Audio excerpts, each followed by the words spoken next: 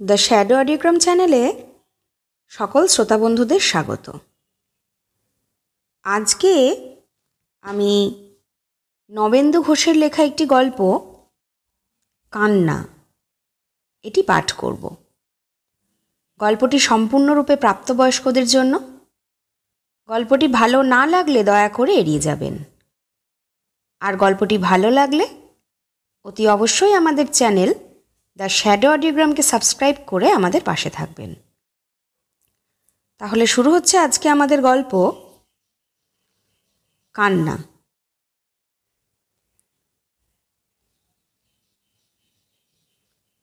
ঢং ঢং করে 2টোর ঘণ্টা বাজল।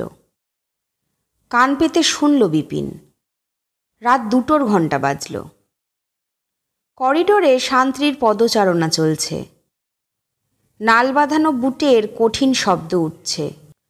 শেষ রাতের স্তব্ধতা। সারা শহর ঘুমোচ্ছে, স্বপ্ন দেখছে। এই জেলখানার ভেতরেও সেই ঘুমের ঢেউ এসেছে। স্বপ্নের জোয়ার এখানকার উঁচু দেওয়ালকেও অতিক্রম করেছে।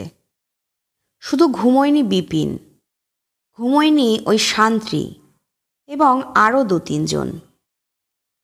শান্তির বুটের শব্দটা কাছে এলো। করিডোরের দেওয়ালে একটা বাতি জ্বলছিল। তার আলোর একটা ধারা এসে পড়েছিল বিপিনের কামরার সামনে, কিন্তু তাতে ভেতরটা সম্পূর্ণ আলোকিত হয়নি। আবছা অন্ধকার ঘুপটি মেরেছিল কোণের দিকটায়, যেখানে একটা কম্বলের ওপর চুপচাপ বসেছিল বিপিন। নিঃসাড় হয়ে বসেছিল আর প্রহর গুনছিল। কটা বাজলো চৌবেজি? কটা? মৃদু কণ্ঠে হঠাৎ সে প্রশ্ন করল। চৌবেজি তাকালো ভেতরের দিকটাতে। বিপিনের মুখটা ভালো করে দেখা যাচ্ছে না, কিন্তু সে বেশ অনুভব করল যে তার গলাটা ধরা ধরা। বেচারা। কটা আবার? 2টো বাজলো ভাই। চৌবেজির বুট আবার শব্দ তুলতে লাগলো। 2টো? তাহলে আরও 3 ঘন্টা সময় আছে। আরও 3 ঘন্টা আছে তার জীবনের মেয়াদ। বিপিন হাসল। একটু নড়ে বসল সে। জোরে জোরে বার কয়েক নিঃশ্বাস টানল।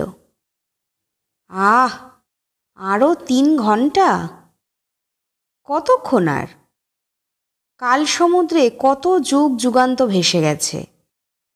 খড়কুটোর মতো এই 3 ঘন্টাও তার দুরন্ত স্রোতবেগে ভেসে যাবে। তারপর যখন 5টা বাজবে, তখন ওই লোহার দরজাটা খুলে যাবে।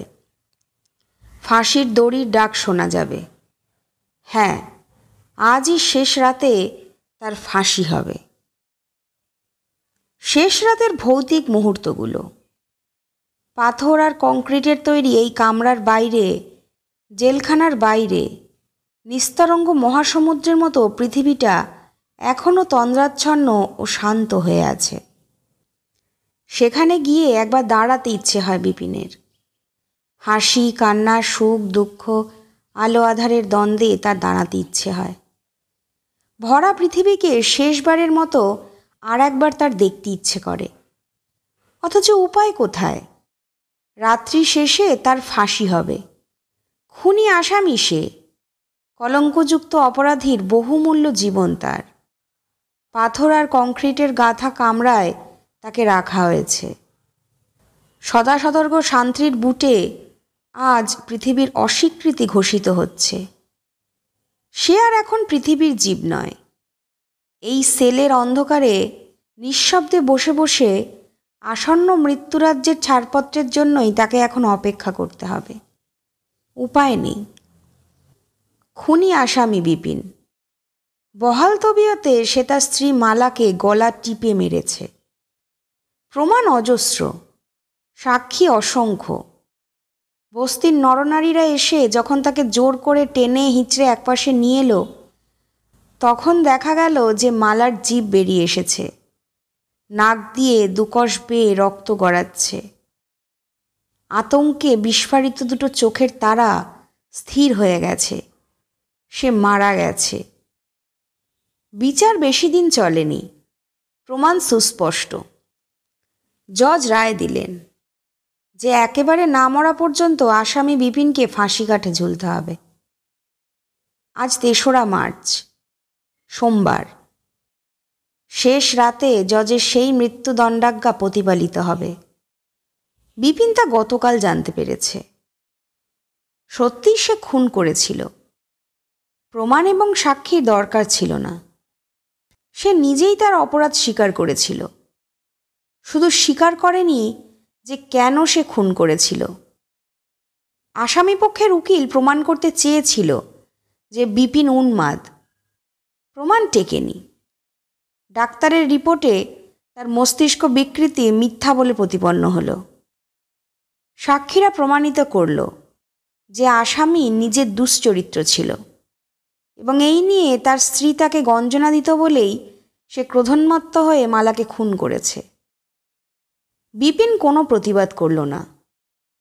আসামিপক্ষের উকিল ক্ষীণ কণ্ঠে একটু প্রতিবাদ করল। বিচারক সাক্ষীদের কথাই বিশ্বাস করলেন। মৃত্যুদণ্ডাজ্ঞা সহজেই ঘোষিত হয়ে গেল। বিপিন প্রতিবাদ করেনি। প্রতিবাদ করলে খুন করার কারণ সম্পর্কে যদি সে সত্যি কথা বলতো, তাকে কি কেউ বিশ্বাস করত? বিপিন হাসল। আর মাত্র ৩ ঘন্টা। আর একবার আগাগোড়া এই জীবনটার কথা ভাবা যাক না। আজ এই মুহূর্তে নিজের জীবনের অসম্পূর্ণ পাণ্ডুলিপি ব্যতীত আর কী বা অবশিষ্ট আছে তার? বিপিনের জীবন জন্ম আর আসন্ন মৃত্যুর মধ্যবর্তী একটা অবিচ্ছিন্ন দুঃখের জীবন। সে জীবনে ঘটনা বৈচিত্র্য নেই, চাকচিক্য নেই, মহাকাব্য কিংবা নাটক তৈরির উপাদান নেই।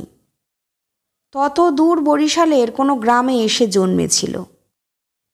কেমন করে অশিক্ষায় অভাবে বড় হয়ে সে একদিন আয়রন ফ্যাক্টরিতে 16 বছর বয়সে ঢুকেছিল, সে কথা আর ভেবে লাভ কি তার? তার চেয়ে আজ ঠিক সেইখান থেকেই ভাবা যাক, যেখান থেকে ফাঁসির দড়িটা বিপিনকে অদৃশ্যভাবে আকর্ষণ করতে লেগেছিল। জেলখানার ভেতরেও এখন স্তব্ধতা। শুধু শান্তির বুট শব্দ তুলছে। কৃষ্ণপক্ষের রাত।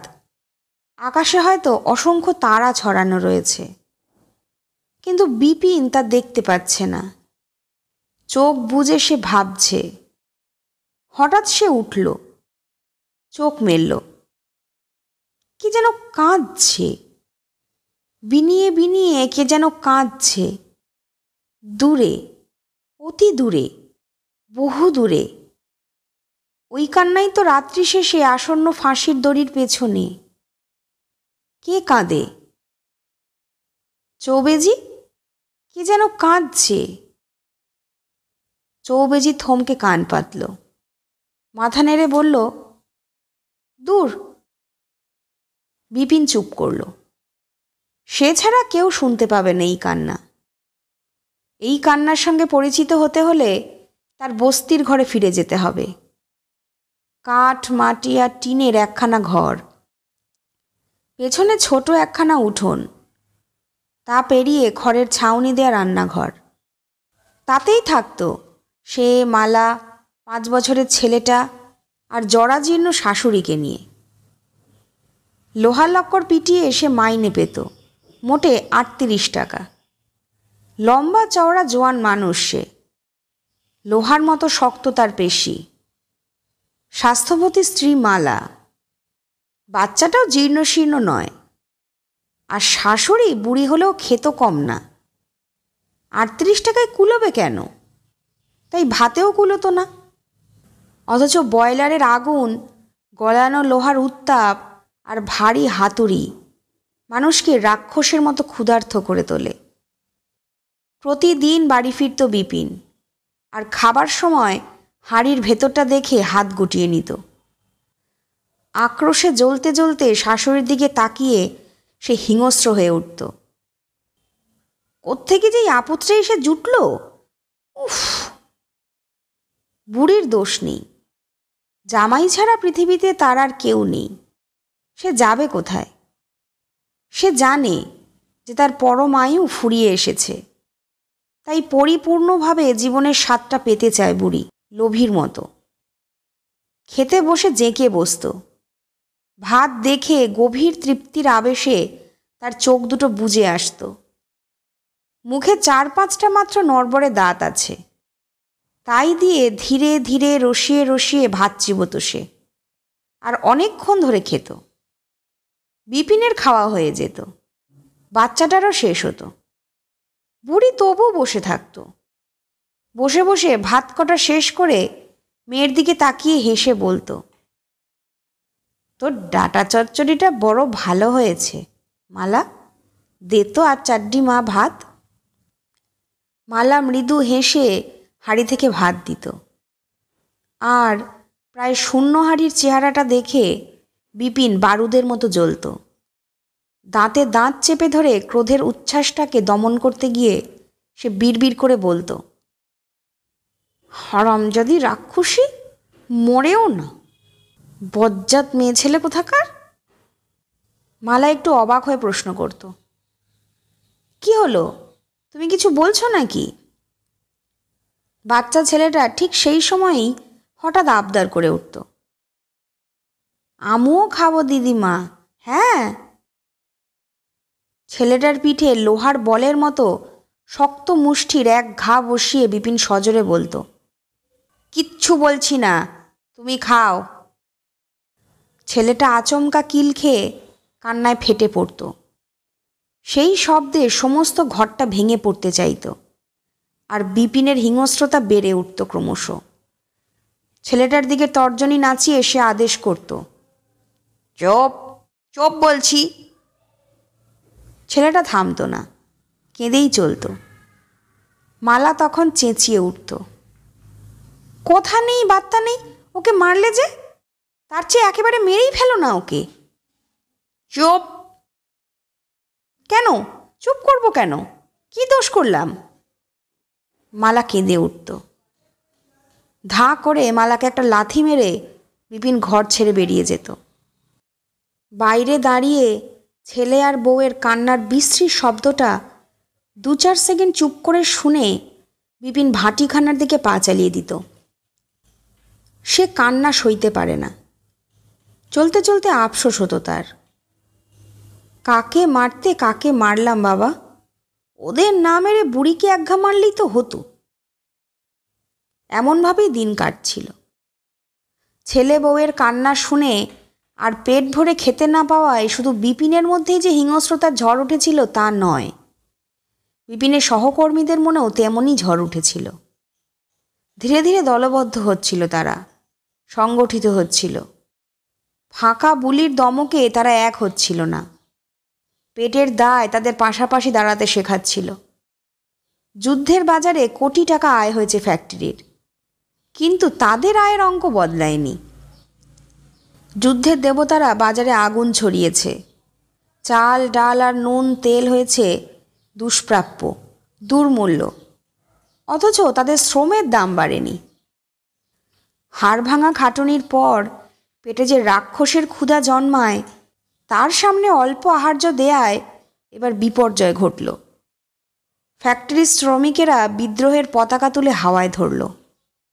বেতন বৃদ্ধির দাবি নিয়ে তারা কর্তৃপক্ষের সামনে দাঁড়ালো।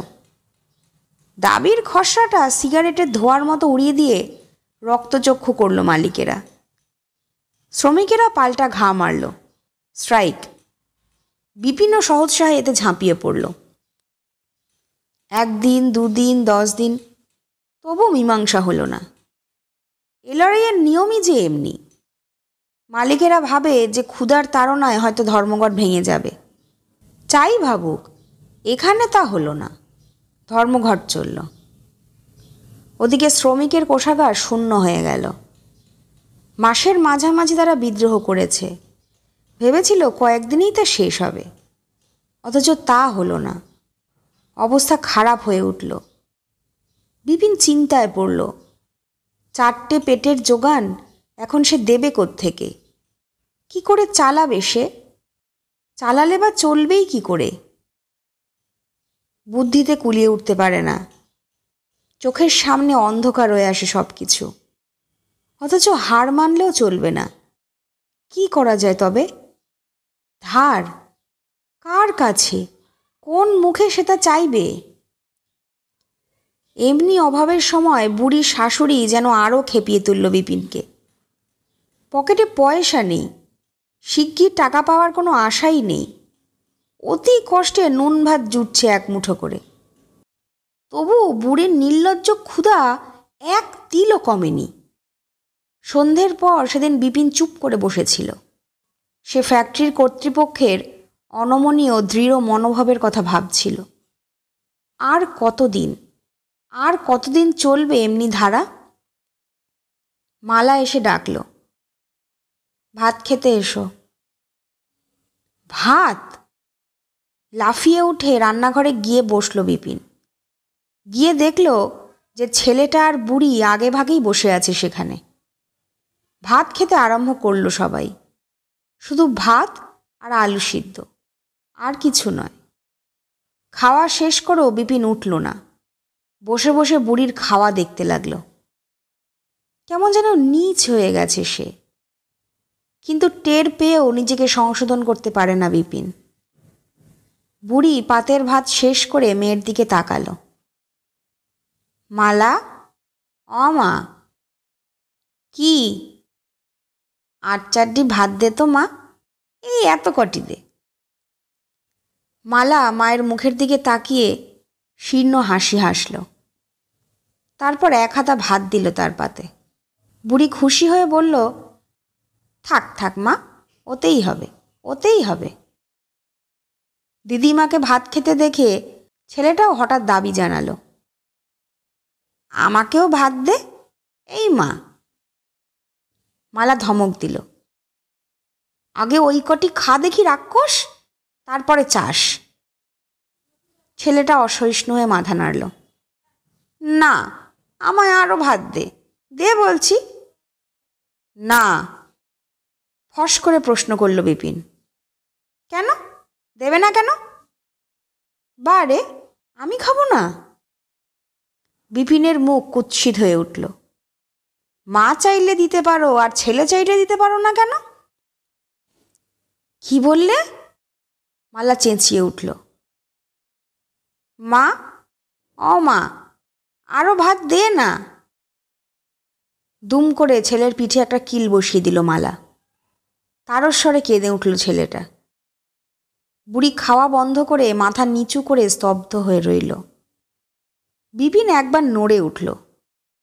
ক্রন্দনরত ছেলেটার দিকে তাকিয়ে হঠাৎ তার মাথায় রক্ত চড়ে গেল। সারা শরীর গরম হয়ে উঠল। কি বিশ্রী দেখাচ্ছে ছেলেটাকে, কি বিশ্রী! অসহ্য মনে হলো তার। কর্কশ কণ্ঠে সে মালাকে প্রশ্ন করে, ওকে মারলে যে? বেশ করেছি, উদ্ধত ভঙ্গিতে জবাব দিল মালা। লোহা পিটানো হাতের মধ্যে এঁটো ভাত শুকিয়ে খড়খড় করছিল। সেই হাত দিয়েই বিপিন মালার গালে একটা চড় কষিয়ে দিল। ঠাস করে একটা শব্দ হলো। মালা কাঁদল না, কিন্তু আরও জোরে কেঁদে উঠল ছেলেটা, আর কেঁদে উঠল বুড়ি হাউমাউ করে। বিপিন উঠে দাঁড়ালো। আর টেকা যাচ্ছে না। কুৎসিত কান্নায় রান্নাঘরটা ভরে উঠেছে। কাঁচা কয়লার ধোঁয়ায় ভরাট ঘরে যেমন নিঃশ্বাস নিতে কষ্ট হয়, তেমনি কষ্ট হচ্ছে তার। বুড়ি কাঁদছে। বলি রেখাঙ্কিত মুখের চামড়ায় তার কান্নার প্রাবল্যে আরও ভাঁজ পড়েছে। গুমড়ে গুমড়ে কাঁদছে বুড়ি। বিপিন ঘর ছেড়ে বেরিয়ে গেল। রাস্তায় এলোমেলোভাবে বেড়াতে লাগল সে। ভাটিখানায় যাবার মতো রসদ তো আর নেই। ভোরবেলায় পরদিন উঠে দেখা গেল বুড়ি ঘরে নেই। মালা ছটফট করতে লাগল। বিপিন গিয়ে বস্তির এদিক ওদিক খোঁজ নিল। কোথাও পাওয়া গেল না বুড়িকে। বেলা বাড়তে লাগল, দিন কাটল, বুড়ি আর ফিরল না। মালা অনবরত চোখের জল মুছতে লাগল, কিন্তু বিপিন একটুও বিচলিত হলো না। ভালোই হয়েছে, আপদটা বিদেয় হয়েছে। এখন থেকে তবু দুমুঠো বেশি খাওয়া যাবে। 3-4 দিন কেটে গেল, আর ধর্মঘটের অবস্থা ওদিকে একই রকম রইল। কর্তৃপক্ষেরা মাঝে মাঝে দালাল দিয়ে বিভেদ সৃষ্টির চেষ্টা করছিল, ফল হয়নি। শ্রমিকদের দৃঢ়তা তাতে আরও বেড়ে গেল। কিন্তু আর যে চলে না। মালা বলল, কোনো মতে আরও 2 দিন চলবে, বুঝলে। আমার মা হতভাগী তো নিষ্কৃতি দিয়ে গেছে, তাই কোনো মতে আরও 2 দিন তোমার পেট ভরাতে পারবো। বিপিন ক্ষেপে গেল। শুধু আমার পেট ভরাবে, আর তোমরা? মালা চিবিয়ে চিবিয়ে বলল, হ্যাঁ, আমাদের কথা ভেবে তোমার দরকার কি গো? আমরা হাওয়া খেয়ে থাকবো? মালার চুলের গোছা টেনে খারাপ একটা গাল দিয়ে বিপিন দাঁতে দাঁত চেপে বলল, তোর বড় বার বেড়েছে মালা, সাবধান। বিপিনের চোখের মুখের চেহারা দেখে কেমন যেন ভয় পেল মালা। সে চুপ করল, কিন্তু তার অন্তরের জ্বালা জল হয়ে বেরোলো চোখ দিয়ে। আর তাই দেখে তাকে ছেড়ে পালালো বিপিন। কান্না, এই কান্নাই সে সহ্য করতে পারে না। কিন্তু কান্নার হাত এড়াবে কি করে বিপিন? বাচ্চা ছেলেটা সকালে বিকেলে খেতে চায়, অনবরত কাঁদে। ভাত খাবো মা, ভাত। মা গো, খেতে দে মা। তীক্ষ্ণ একটানা সুরে কাঁদে ছেলেটা, একটা আহত জন্তুর মতো। সেই কান্না শুনে বুকের ভেতরটা মুচড়ে ওঠে বিপিনের। ছেলের কাছে গিয়ে তার মাথায় হাত বুলায় সে। কাঁদছিস কেন বাবা? হ্যাঁ, কাঁদিস না, থাম থাম। কিন্তু ছেলেটা বোঝে না, শোনে না। অন্ধ আবেগে, শূন্য জঠরের নিষ্ঠুর তাড়নায় সে সমানে কেঁদে চলে আর বলে, ভাত খাবো মা, মা গো, মা। বুঝিয়েও কান্না থামাতে না পেরে ক্ষেপে ওঠে বিপিন। হঠাৎ ছেলেটার কান ধরে চেঁচিয়ে ওঠে, চুপ কর সুয়ারকা বাচ্চা, চুপ। ছেলেটার কান্না তাতে আরও সশব্দ হয়ে ওঠে, বিকট হয়ে ওঠে বিপিন। তখন পাগলের মতো ঘর থেকে ছুটে বেরোয়। মালার কণ্ঠস্বর ভেসে আসে পেছন থেকে, ছেড়ে দিও না গো, মেরে ফেলো। তুমি ওর জন্ম দিয়েছ, তুমি ওকে শেষ করো, বুঝলে। বস্তির আঁকা বাঁকা নোংরা রাস্তায় ঘুরে বেড়ায় বিপিন। সামনে যা পড়ে তাতেই পরম আক্রোশে লাথি মারে সে। হাঁস, মুরগি, কুকুর কেউই রেহাই পায় না। কান্না সইতে পারে না সে। কেন কাঁদে বাচ্চাটা? কেন কাঁদে মালা? আর কেনই বা কাঁদল সেই বুড়িটা? বস্তির ঘরে ঘরে আরও কত লোক যে এমনি কাঁদে, কত অসংখ্য লোক কাঁদে সারা পৃথিবীতে। ধর্মঘটের ইতিহাস ওদিকে বদলায় না। মুখোমুখি দুদল দাঁড়িয়ে আছে, দুদলই সুযোগ খুঁজছে, কিন্তু কেউই হার মানছে না। একদল শুকিয়ে মেরে জিততে চায়, আর একদল শুকিয়ে মরেও জিততে চায়। সেদিন সন্ধ্যাবেলায় বিপিন বাড়ি ফিরে দেখল যে ছেলেটার প্রবল জ্বর এসেছে। চোখ বুজে জ্বরের ধমকে নিঃসার হয়ে পড়ে আছে ছেলেটা। আর শিয়রের কাছে প্রস্তর মূর্তির মতন বসে আছে মালা। ছেলেকে দেখে বিপিনের মুখ দিয়ে কথা সরল না। হাতে পয়সা নেই, ওষুধপথ্য কি করে আসবে ছেলের? এমন অসময়ে হঠাৎ ছেলেটার অসুখ হলো কেন? কোনো কারণ খুঁজে না পেয়ে হঠাৎ জ্বলে উঠল বিপিন। বলল, বুড়ি, ওই বুড়ির শাপেই চ্যাংড়ার জ্বর এসেছে। মালা জবাব দিল না, শুধু তার চোখ থেকে জল গড়িয়ে আসতে লাগলো। কাঁদছ? দুধ ছাই, আবার সেই কান্না। বিপিন ছিটকে বাইরে চলে গেল। পরদিন সকালে একটা কাণ্ড ঘটল। ছেলেটার জ্বর সকালের দিকে কম দেখা দিল। সেই সুযোগে মালা গেল বড় রাস্তার ওদিককার একটা বাড়িতে। সেখানে নাকি ঝি রাখা হবে। বিপিন বাড়িতে রইল। ছেলের কাছে বসে চুপচাপ সে ভাবছিল, আর কতদিন ধর্মঘট চলবে, আর কতদিন। ঠিক এমনি সময় ক্ষীণ কণ্ঠে কে যেন বাইরে থেকে ডাকল, মালা, অ মা। ডাকতে ডাকতে কে যেন একেবারে ঘরের ভেতর এসে পড়ল। বিপিন তাকালো। তার বুড়ি শাশুড়ি। তুমি? বিপিন উচ্চারণ করল। বুড়ির মুখটা কালো হয়ে গেল ভয়ে, অপ্রত্যাশিত বিভীষিকার মতো জামাইকে দেখে। বুড়ির ছেঁড়া শাড়িটা আরও ছিঁড়ে গেছে, ময়লা হয়ে গেছে। তার চোখে মুখে আরও বলিরেখা স্পষ্ট ও ঘন হয়ে উঠেছে। পিঠটা যেন আরও ভেঙে গেছে। অর্থহীন হাসি হেসে শুষ্ক ও অস্পষ্টভাবে সে বলল, মালা নেই না? না। বিপিন মাথা নাড়ল। তীক্ষ্ণ দৃষ্টি মেলে বলল, কিন্তু তুমি ফিরে এলে যে? বুড়ি ফোকলা দাঁত মেলে আবার হাসল। এলাম, কোথায় আর যাব বাবা, বলেই হঠাৎ কেঁদে ফেলল বুড়ি। 7 দিন কিচ্ছু খায়নি। বুড়ির কান্না দেখে হঠাৎ কঠিন হয়ে উঠল বিপিন। কান্না? এরা শুধু কাঁদে আর খায়, খায় আর কাঁদে, কিন্তু খাবার নেই। খাবার অত সস্তা নয়। কঠিন কণ্ঠে এসে বলল, তুমি বেরো এখান থেকে। কোথায় যাব বাবা? যেখানে খুশি কাজ করে খাওগে যাও। বুড়ি ফুপিয়ে কেঁদে উঠল। বলল, 7 দিন ধরে কিছু খায়নি সোনা, ও আমার বিপিন, ও মানি। হঠাৎ এগিয়ে এলো বিপিন। দুলে উঠে বজ্র কঠিন কণ্ঠে বলল, ভালোভাবে যদি না বেরোস বুড়ি, আমি তোর গলা টিপে মেরে ফেলব। সব ভয়ে সত্রাসে বুড়ি কান্না বন্ধ করল। মুখটা ফিরিয়ে নিয়ে ক্ষীণ কণ্ঠে বলল, আচ্ছা, আমি আর আসবো না গোপাল, তোমরা সুখে থেকো। যাবার সময় বুড়ির পিঠটা যেন আরও ভেঙে গেল। কাঠের পায়ের মতো পা দুটোকে টেনে টেনে সে ধীরে ধীরে চলে গেল সেখান থেকে। বিপিন হাঁফ ছাড়ল।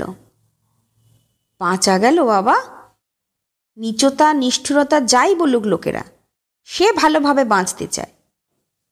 পরদিন ছেলেটার অসুখ আরও বাড়ল। অতি কষ্টে এক জায়গা থেকে 4 টাকা ধার করল বিপিন। 2 টাকা ভিজিট দিয়ে ডাক্তার দেখালো। অনেকক্ষণ ধরে দেখল ডাক্তার। দেখে বলল, জ্বরটা ভালো নয়, হ্যাঁ, ওকে হাসপাতালে ভর্তি করে দাও। আগে আচ্ছা, কিন্তু হাসপাতালে বেড নেই। সব হাসপাতালেই অতিরিক্ত ভিড়। তবু একটা প্রেসক্রিপশন নিয়ে ওষুধ পাওয়ার সুযোগ করে দিল তারা। ইতিমধ্যে ধর্মঘটের অবস্থা জটিল হলো। ভেতরে ভেতরে ফ্যাক্টরির মালিকেরা বিভেদ সৃষ্টির কাজে খানিকটা সফল হলো। পেটের দায়ে 2টো শিবিরে বিভক্ত হয়ে গেল শ্রমিকেরা। দালালেরা এবং ক্ষুধাকাতর শ্রমিকেরা একদিকে, অন্যদিকে সেই সব শ্রমিকেরা যারা ক্ষুধার জ্বালাকে অস্বীকার করে নিজেদের অবস্থা ভালো করতে চাইছিল। একদল চাইল মিটমাট করে কাজে যোগ দিতে, অন্য দল চাইল ধর্মঘট চালিয়ে যেতে। একদল স্থির করল যে পরদিনই তারা যোগ দেবে, অন্য দল স্থির করল যে সহকর্মীদের তারা বাধা দেবে। তাই হলো। পরদিন 2 দলই গিয়ে ফ্যাক্টরির দরজার সামনে গিয়ে ঠেলাঠেলি আরম্ভ করল। চিৎকার, কোলাহল, মারামারি। ফলে পুলিশ এলো, গুলি চলল। কিছু লোক গ্রেপ্তার হলো। যারা বাধা দিচ্ছিল তারা ছত্রভঙ্গ হয়ে গেল। অন্য দল কাজে যোগ দিল।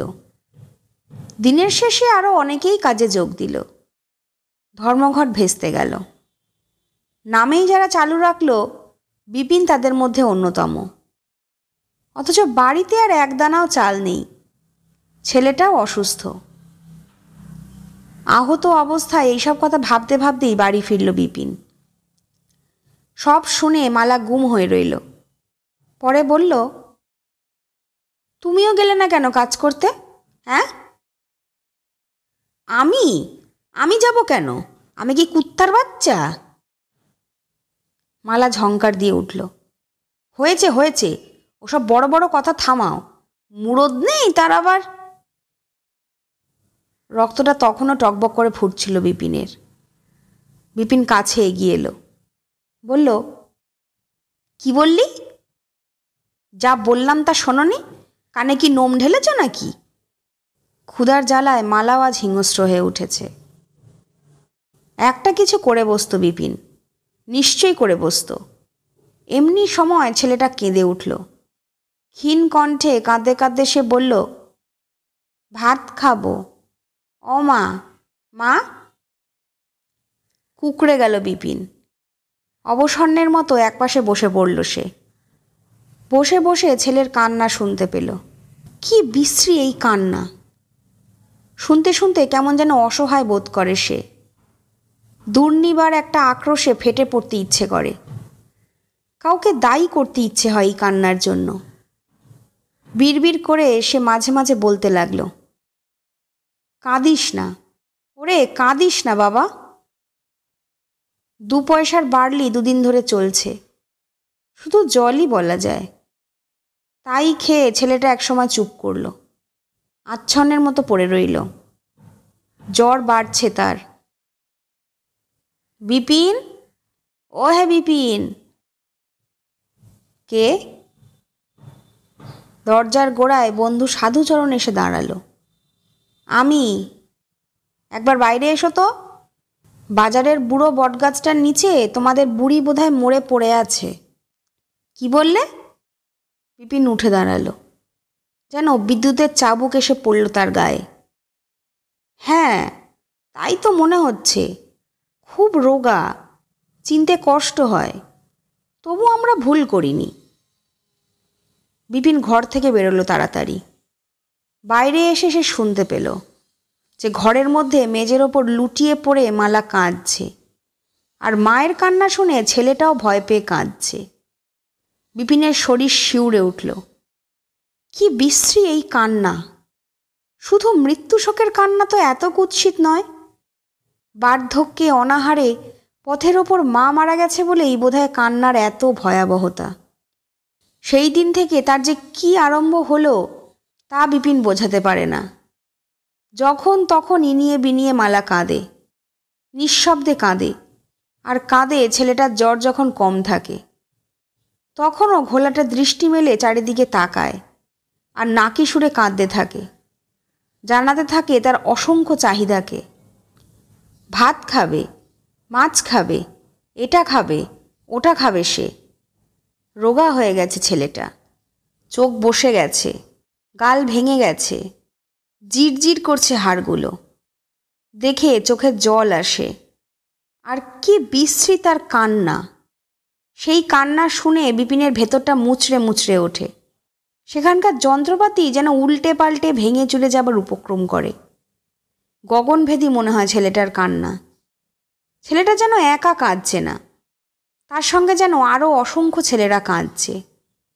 সেই সব ছেলেরা যাদের বাপেরা মাটি কাটে, ফসল কাটে, যন্ত্র দানবকে পরিচালিত করে, লোহা পিটোয় আর পাথর ভাঙে। অসহ্য মনে হয় তার। দোকানে আঙুল পুড়ে তার হাত থেকে মুক্তি পেতে চায় বিপিন। ধর্মঘটকারী যে কজন তখনও লড়াইটা জিয়ে রেখেছিল, তারা হঠাৎ 2 দিন বাদে আবিষ্কার করল যে ফ্যাক্টরি তাদের বাদ দিয়েই চলতে আরম্ভ করেছে। তাদের কথা যেন কর্তৃপক্ষ এবং অন্যান্য শ্রমিকেরা ভুলেই গেছে। বস্তিতে অবসর সময় তারা সহকর্মীদের বোঝাতে গিয়েও ব্যর্থ হলো। সবাই কেমন যেন নিস্তেজ হয়ে গেছে। তাই আরও 2 দিন অপেক্ষা করে তারা শেষে এক পা করে ফ্যাক্টরির গেটের সামনে হাজির হলো। ভেতরে ঢুকতে দেওয়া হলো না সবাইকে, কয়েকজনকে মাত্র ডেকে নেওয়া হলো। আধ ঘন্টা বাদে বুড়ো দারোয়ান এসে একটা কাগজ টাঙিয়ে দিয়ে গেল ফটকের সামনে। সবাই গিয়ে ভিড় করল সেখানে। কি ব্যাপার, কি লিখে জানালো মালিকেরা? দুরু দুরু বুকে পড়তে আরম্ভ করলো সবাই। পড়ে তাদের হৃৎস্পন্দন যেন থেমে যাওয়ার উপক্রম হলো। 2 চোখের তারায় ঝিকমিক করে আগুন জ্বলে উঠল। 3-4 জন ছাড়া বাকি 22 জন লোক ফ্যাক্টরি থেকে বরখাস্ত হয়ে গেছে। তারা যেন 5 দিন বাদে তাদের প্রাপ্য টাকা করে নিয়ে যায়। বিপিনও খড়গের ঘা থেকে রেহাই পেল না। ক্লান্ত পদে সে যখন বাড়ি ফিরল, তখন তার মাথা ভো ভো করছে, চোখের সামনে ঝিলমিল করে দুলছে সব কিছু। চিন্তাশক্তি মাঝে মাঝে লুপ্ত হয়ে যাচ্ছে। টাকা নেই, পয়সা নেই, আগুনের মতো বাজার, চাকরিটাও গেল। ছেলেটার অসুখ, মরে বাঁচে ঠিক নেই, ওষুধপত্র কেনার সঙ্গতি নেই, তবু চাকরিটা গেল। সুবিচার চেয়েছিল যারা, তাদের সঙ্গে হাত মিলিয়েছিল। চুরি করতে যায়নি, খুন করতে যায়নি, তবু সে বরখাস্ত হলো। তাহলে সব মিথ্যা, নীতি, ন্যায়, ধর্ম সব বাজে কথা। মানুষের জীবনটা তাহলে অদৃশ্য এক অন্ধ নিয়তির ইঙ্গিতে চলে। তাই বিপদগ্রস্ত আরও বিপদাপন্ন হয়, মরার ওপর খাড়ার ঘা পড়ে। অসংখ্যের রক্তমাংস দিয়ে মুষ্টিমেয়র প্রাসাদ রচিত হয়। বিপিনের মাথা যেন ফেটে পড়বার উপক্রম হলো। কিন্তু বাড়ি ফিরেই আর একটা বিপর্যয়ের সামনে দাঁড়ালো সে। আগ্নেয়গিরির এক মুখ থেকে আর একটা মুখে গিয়ে পড়ল সে। ছেলেটা জ্বরের ঘোরে অচৈতন্য হয়ে পড়ে আছে। মালা কাঁদছে, হাত পেতে ভিক্ষুকের মতো কথা বলে অনেক সময় ধার পাওয়া যায়, তা দিয়ে ডাক্তারও ডাকা হলো, কিন্তু ডাক্তার মাথা নাড়ল। দেরি হয়ে গেছে। টাইফয়েডের জটিলতম রূপ।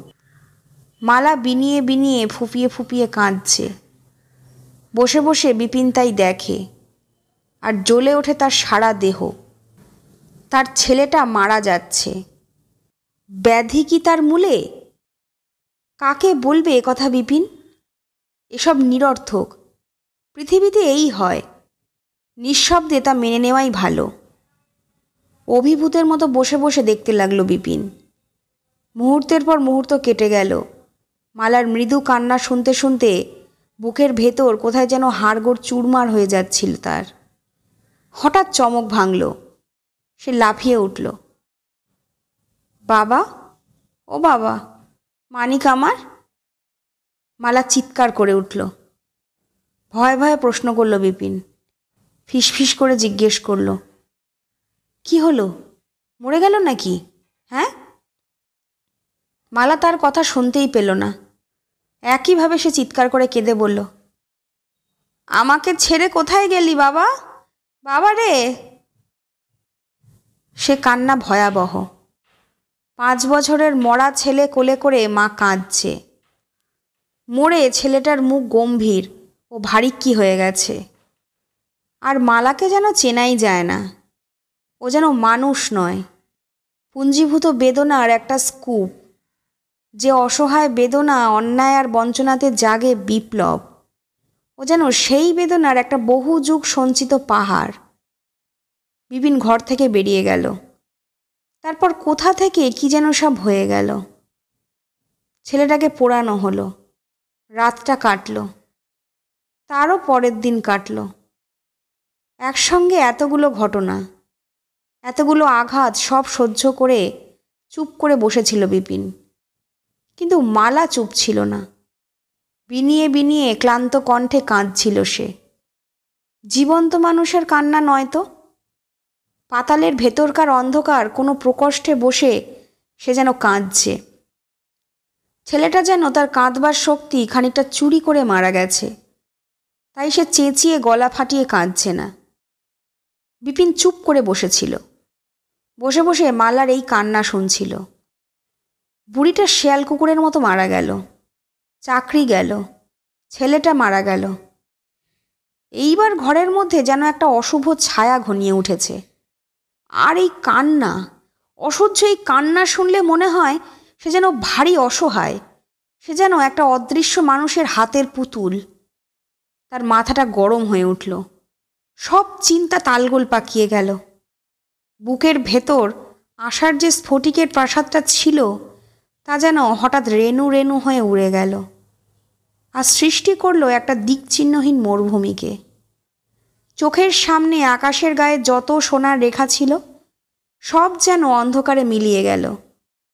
দাঁতে দাঁত চেপে সে উঠে দাঁড়ালো। মালার কাছে গেল, বলল, থামো। মালা থামল না। থামো মালা, কেঁদো না, ছি! তবু মালা থামল না। কেঁদো না, শুনছো? ধমকে উঠল বিপিন। আরও জোরে কেঁদে উঠল মালা। ও বাবা, বাবা রে, না খেয়ে তুই যে মারা গেলি রে বাবা, গর্জন করে উঠল বিপিন। মালা, থামো। মালা এবার তাকালো। তার জল ভরা চোখে বিদ্যুতের শিখা, তার ক্রন্দনাকুল মুখে চোখে মণিহারা সাপের ক্রূরতা। সে কাঁদতে কাঁদতেই বলল, না, থামবো না। বিপিনের সমস্ত রক্ত যেন মস্তিষ্কের কোটরে গিয়ে জমা হলো। কানের কাছে এসে সশব্দে তা যেন আছড়ে পড়তে লাগল। তার চোখ লালচে হয়ে উঠল, কপালের শিরাগুলো মোটা হয়ে উঠল। না, মালার কান্নাকে থামাতেই হবে। সে হার মানবে না। তার পেশির মধ্যে যে শক্তি লুকানো আছে তাই দিয়ে আবার সব কিছু সে জয় করবে। থামবি না মালা? না। মালা গর্জে উঠল। কাঁদতে কাঁদতে সে বলল, কেন থামবো? তুমি থামতে বলার কে? তুমি তো আমার দোষার জন্য দায়ী। মানে? তার মানে? আমার বুড়ি মাকে আর কোলের ছেলেটাকে তো তুমিই খুন করেছ। আমি? হ্যাঁ। চুপ কর হারামজাদি। সশব্দে কান্না অজস্রতায় ভেঙে পড়ল মালা। মাথা নেড়ে বলল, না, চুপ করব না। কি করবে তুমি? কি করবে আমার? মালা আর কথা বলতে পারেনি, আর কাঁদতেও পারেনি। তার কান্নায় বিকৃত বিভৎস মুখটার দিকে এগিয়ে গিয়েছিল বিপিন।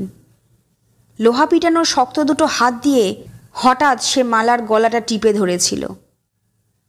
মালার মাথা খারাপ হয়ে গেছে। এমনিভাবে ঘা না মারলে ও থামবে না। মালার নরম গলার ওপর তার আঙুলগুলো বসে গেল। মালা বাধা দিল, মুক্ত হতে চাইল। মাঝে মাঝে দু একটা উৎকট চিৎকারের টুকরো ছিটকে বেরোলো তার গলা থেকে। বাধ্য হয়ে বিপিন তার গলাটা একটু জোরেই টিপল। এখনো থামবে না মালা? বটে বটে। চমক ভাঙল বিপিনের। কান পাতল সে। জেলখানার বাইরে প্রহর ঘোষণা হলো। 5টা বাজল। সময় শেষ। হঠাৎ কাদের পায়ের শব্দ শোনা গেল। 3-4 জোড়া বুটের শব্দ। ঝনঝন করে লোহার গেটটা সশব্দে খুলে গেল। ভেতরে এসে দাঁড়ালেন জেলার সাহেব। পেছনে বন্দুকধারী 2জন সেপাই ও একজন হাবিলদার। বিপিন দাস? আজ্ঞে। উঠে দাঁড়ালো বিপিন। হঠাৎ তার মাথাটা পরিষ্কার ও হালকা মনে হচ্ছে। 5টা বেজেছে। বাইরের পৃথিবী এখনো শান্ত, কিন্তু কোথায় যেন কে এখনো কাঁদছে। এক টানা কান্না, অনেকটা মালার কান্নার মতো, ছেলেটার কান্নার মতো, তার শাশুড়ির কান্নার মতো। জেলার সাহেব কে যেন কাঁদছে, তাই না? জেলার সাহেব কান পাতলেন, মৃদু হেসে বললেন, কই না তো। একটু থেমে আবার তিনি বললেন, বিপিন, এবার তোমাকে যেতে হবে। আগে হ্যাঁ, চলুন। তোমার বলবার কিছু আছে বিপিন? বলবার? বিপিন একটু ভেবে মাথা নাড়ল। আছে হুজুর। কি? ওদের বলবেন যে আমি ভুল করেছি, আমার মাথা ঠিক ছিল না। গলা টিপে তো কান্না থামানো যায় না। কি বলছো তুমি বিপিন? ঠিকই বলছি হুজুর। কেশে গলাটা পরিষ্কার করে নিয়ে বিপিন বলল, ওদের বলবেন যেন আমার মতো ওরা ভুল না করে, ওরা যেন না থামে। কাদের বলবে এ কথা? ওদের হুজুর, ওদের, যারা ছেলে বউয়ের কান্না থামাবার জন্য এখনও লড়াই করছে। বুটের শব্দ তুলে করিডোর দিয়ে বেরোলো ওরা। আগে জেলার সাহেব, পেছনে বিপিন, তার 2 পাশে বন্দুকধারী সেপাই, আর সবার পেছনে হাবিলদার। কোনো শব্দ নেই কারোর মুখে, শুধু 3 জোড়া বুটের ছন্দময় শব্দ উঠতে লাগলো। 3 জোড়া পা যেন কথা বলছে, সদর্পে আত্মঘোষণা করছে। আর তাদের মাঝে একজোড়া পা একেবারে নগ্ন, নিঃশব্দ, মৃত্যুর মতো। আকাশের আলোক তোরণটা তখন একটু একটু করে খুলবার উপক্রম করছে। জেল কম্পাউন্ডারের বড় বড় আম গাছের ডালে তখন পাখিরা প্রভাতী গান গাইছে। অন্ধকার তরল হয়ে এসেছে। আলো আধারে মেশানো বিস্তৃত উঠোনে হঠাৎ ফাঁসির মঞ্চটাকে দেখা গেল। জেলার সাহেব বললেন, হল্ট, থামো।